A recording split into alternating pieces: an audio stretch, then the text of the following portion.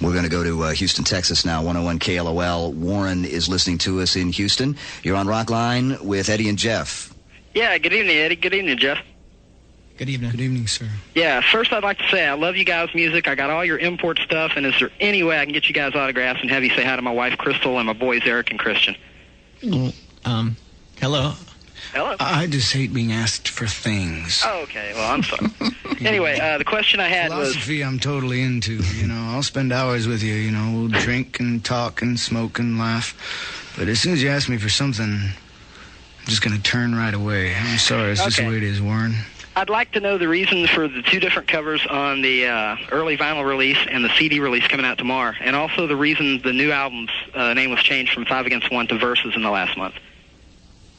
The second question is the question of the week. The answer to the first question was to kind of give people who actually played records something unique and something special, and that was kind of the idea behind the whole packaging of the whole thing. Was anybody who was going to buy the record and actually play the record, then they would have something different from all of those digitized people buying CDs. And what about the title change? Well, you know, they were writing all these articles, you know, our band against somebody else's band. What the hell are they talking about? You know, don't try to separate the powers that be, you know. Don't, we're all in this together. They should take all those, you know what I think? I think they should take all those award shows instead of giving you an award. I think there should be some kind of competition where the bands go up and you have a semi-playoff and a playoff and then a Super Bowl of super concert. Battle of the bands. Really, there you go. On an MTV level, that would one band can actually win and pour champagne over each other and they can be champion band of the world. How ridiculous is that? They can put you all into divisions and leagues. So we were being cynical by calling it Versus. You know, sometimes that doesn't work. U2 was being cynical, and they printed dollar bills with their face on it and spewed them out to the audience, and they said things like, watch more TV. And I think actually some people might be doing that right now. Perhaps not. So our thing is watch more radio. Yeah, there you go. There you go. I'll have my vote for that. And I believe there are actually some cassettes. The initial cassette printings have the original title, which is 5 Against 1. Right. And then now the original CD pressings are untitled. And there'll be another title before this record is done. I think you've hit on a whole new deal here. You know, it's like change the title of the album about every 2 or 3 months. I think it could be something worth thinking about. Actually, 5 Against 1 is also in a lyric in one of the songs, which is a song we're going to play right now called Animal from the new album by Pearl Jam in the stores tomorrow. We're giving you a preview tonight, if you will, on the Global Satellite Network. From Seattle, home of Rockline affiliate KISW, and Eddie Vedder and Jeff Ament from Pearl Jam on the Global Satellite Network. We're going to go right back to the phones now, take it again to St. Louis, to Pat, who's listening to us at KSHE. Pat, you're on Rockline. Hi, my question's for Eddie. The first thing that I was wondering was, I remember hearing interviews with Eddie a while ago about how he didn't like to talk about the meanings of the lyrics of his songs because he didn't want to give away, you know, anything to the personal, you know, whole feeling to the individual of the song. And I just recently read their whole article in Rolling Stone, and where he describes, you know, like what alive means and the meanings of some lyrics. And I was wondering, you know, if there, you know, what changed your mind? You know, why did you decide, you know, to talk about the meanings?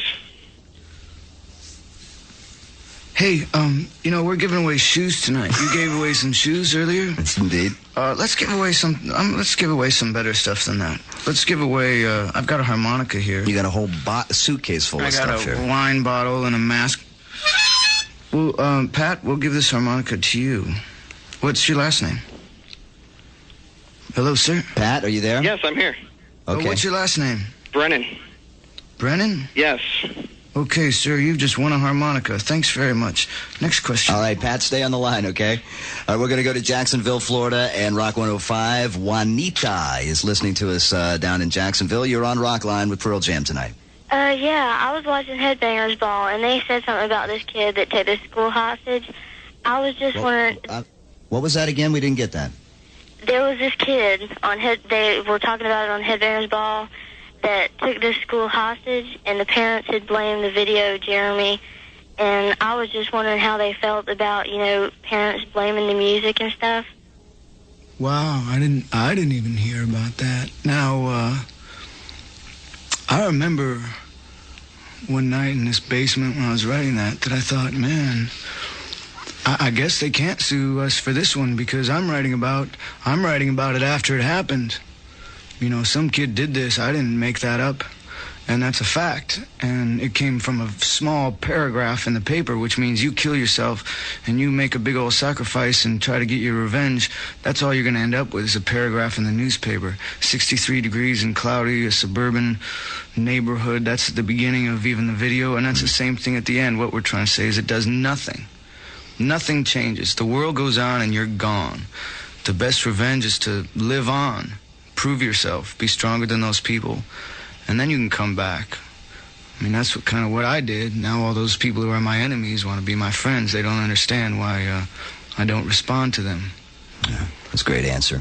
We're going to go to Davenport, Iowa, and 97X. Jamie is listening to us there.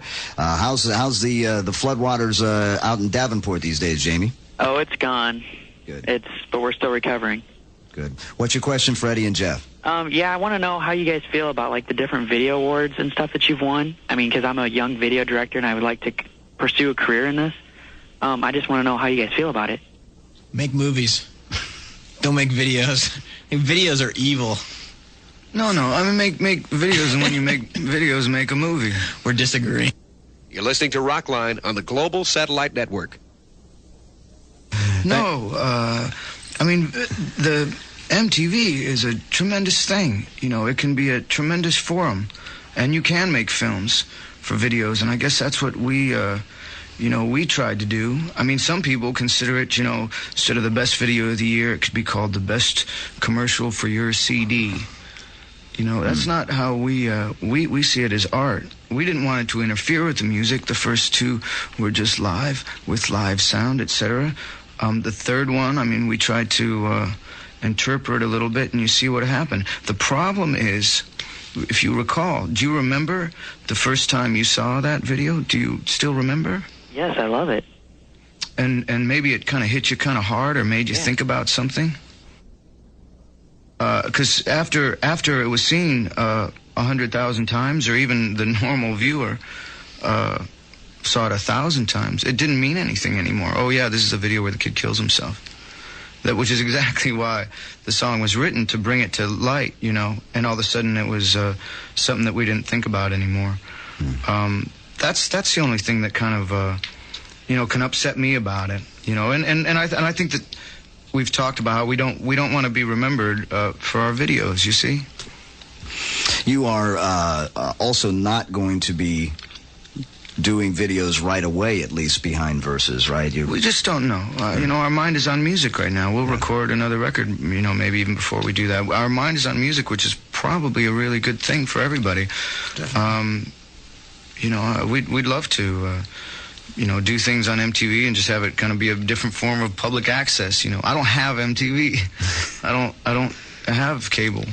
And so I don't even know. That's how it was at the awards. I just didn't know what it meant, really, and it was a strange form of appreciation I showed, I know.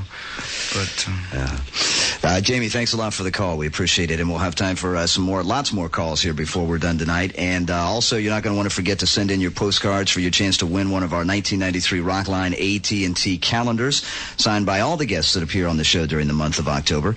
To enter, put your name, address, and the station you're listening to right now on a postcard and mail it to 1993 Rockline Calendar, P.O. Box 4383, Hollywood, California, 90078. The 93 Rockline calendars are brought to you by AT&T. We help put your world within reach. Still lots of time for you to speak with Eddie Vedder and Jeff Ament from Pearl Jam. That number is 1-800. Welcome back to Rockline, coming to you live from Seattle tonight with our good friends at KISW, one of the early Pearl Jam radio supporters. Now, before we go back to the phones, I want to tell you that in addition to the Skechers shoes we're passing out tonight, everyone who gets on the air will also get their very own copy of Pearl Jam's Verses, unquestionably one of the biggest releases of the year, as courtesy of the folks at Epic Records. We are joined